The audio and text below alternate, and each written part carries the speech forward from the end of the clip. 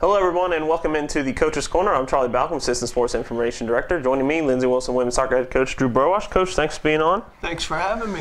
Your two-game road trip. You get 2 wins at 2 tough opponents, but not only 2 wins, 2 shutouts. You got to be pleased with the performances. Yeah, I think it was a very good trip for us, and defensively, I would say our group is coming a long way from where we were in the beginning of the year, and we're eliminating some of the major mistakes that we made. So, and that's not just our back four, but throughout the middle and our wingers as well. So, pleased with the overall, but as you know, it can always get a little bit better. Against the Embry-Riddle, a 5-0 win. What was different about preparing for that game? Because there was a little, are we going to play, are we not going to play, when there was some time changes. What was different about your preparation going into that game? Well, I think the message that we send to our girls is, there's going to be adversity along the way, and how well or how poorly we deal with the adverse situation, will typically dictate the outcome or the performance that we have on that day. So, it was going in several days before we even made the trip. We didn't even know if we were going, to start with obviously the situation down there. But contact with their coach, and, as we got closer, we had some issues with the lights, and, so we had to move the game up a little bit. But the girls were well informed, and they stepped up. It was, Embry-Riddle's a very good team, and they've had a great season so far. Fortunately, on the day, things worked out for us pretty well. There's a big moment about the 11th minute of the game. They get a penalty, but then your experienced goalkeeper, John Henriksen, comes up with a big save to keep it scoreless. Yeah, I mean, that game was, momentum swings in both directions. Certainly that was a big one. But to be fair, they had probably 2 to 3 really good chances in the first 15 to 20 minutes of that game that we very easily could have been down 2 or 3 to nothing. Fortunately, we were at 0-0, and the girls, then we kind of got the momentum swinging in our direction, and Annika had a fantastic day, but give credit to the other girls, the perfect timing of the runs and quality balls that are being played, and certainly we've struggled to finish in some games this year, but not on that day. Not too many shots, and an extremely high percentage of goals scored and shots on target. Annika with 4 goals in that game. What was she doing that was causing problems for that, or was she just capitalizing on the end of a great build-up every time? Well, there's, different players have different skill sets. Obviously, Annika's one of the quickest players that I think we've had here. And, I think it was more so her understanding the spots, and there was, their back four, presented a situation where we could take advantage of a little bit of, her speed. But the time, if you make a great run, but it's too early, it typically doesn't equate to a goal or a good scoring chance. But if the run is timed well, in the right spots, the ball's delivered on time, she got behind them, 4 or 5 times in that game, and, certainly scored 4 goals. Let's talk about the Georgia-Gwinnett game. It's a 2-0 win down there. It's a tough place to play. You were under siege early. Had a clear one off the line. Three shots, I think, hit the crossbar. But it goes to halftime, 0-0. What kind of adjustments did you make going in that second half? Well, I think what we can learn from both of those, the games that we had on the road swing, was we weren't prepared at the start of the game. Mentally, physically, for whatever the reason was, we came out a little bit slow and we got taken advantage of early. To our credit, we battled ourselves back, but once again, we could have been in the same situation. At least 2, maybe 3 goals down to Georgia-Gwinnett, in a game that I felt like we should be able to do more things than we were doing.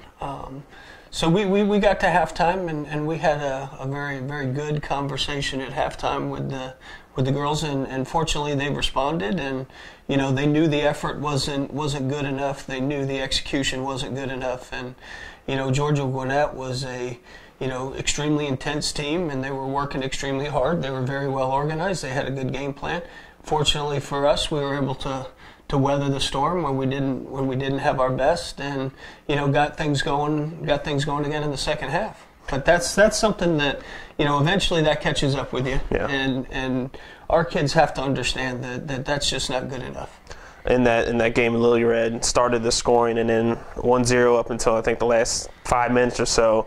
She's threw, shot at the keeper, pops up in the air, but then there's Coombe again, just fires it in on the volley, and that's what you want from your forward players, just be around the ball, get those second chance efforts, and she finished it strongly. Yeah, and that's something we talk about. There's, a quality shot on target. Very few goalkeepers are going to secure those balls with, a one-time save. And, Emily is coming along, and she's, a big part of what we're trying to do in the attack, and we're not clicking as well as we would like, and she understands that, and we've got to help her, have a little better understanding of the spots that she can be in to be more successful. But, certainly, opportunistic play, being there. I don't care how you score. You can shoot it in the upper corner, and it looks real pretty, or you can toe poke it by the goalkeeper. It really doesn't matter.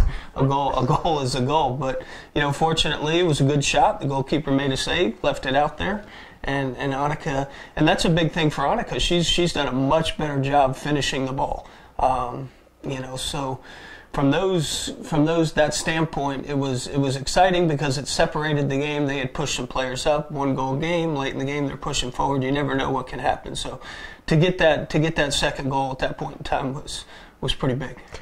You start the year 2-3 since you've won 6 straight, with 5 of those being shutouts. How has this team developed from those first 5 games to these last 6? Well, we're starting a lot of new players. At one time I looked at our starting lineup, and we had 2 starting players from last year's team that were currently in the starting lineup. So we've had it's been definitely a learning curve for us, but it's just gaining the experience and the understanding of what we're trying to do. Also the transition from, we are bringing girls in from all over the world, so it takes them a little time to get acclimated to Columbia, to a new team, new coaches, new teammates, and I just feel like we're beginning that process. I still think there's loads of work for us to do, but we're finally getting a better understanding of what it takes to be successful at this level. And fortunately, this past week, we were able to see some of the benefits of that. That we, in saying that, I think there's still a long way for us to go to polish some things up. One thing we got to do is come out of the gates a little quicker. So that's something that we'll talk about today at training, and we got another tough game coming up on Wednesday. You host Georgetown in the game. They're receiving votes in the national poll. Last couple of years, those have kind of just been little slugfest, just grind it out, just find a way to win. So I think 2 years ago was 1-1, last year was 2-0. What do you know about this squad so far? Well, I know they're having a fantastic year again. I think kind of taking a page out of our book, they lost a couple games early, but have really done some really good things. They beat Georgia Gwinnett, which is a pretty tough team, a week or so ago too. So. Leah does a really good job, and over the years, Georgetown, Lindsey Wilson, it has always been, a knockdown, drag-out battle, a 1 or 2 goal game, ties here or there along the way. And, we understand that this has ramifications for the conference championship seedings going into the tournament. So, certainly we have our eye on Wednesday, and I think the girls will be ready to go. All right, well, Coach, thanks for joining us today. All right, thank you. That's Lindsey Wilson women's soccer head coach Drew Burwash. Blue Raiders back in action Wednesday night here at Walter S. Rolling Stadium at 7 p.m. Central Time. For Coach Drew Burwash, I'm Charlie Balcom. This has been the Coach's Corner.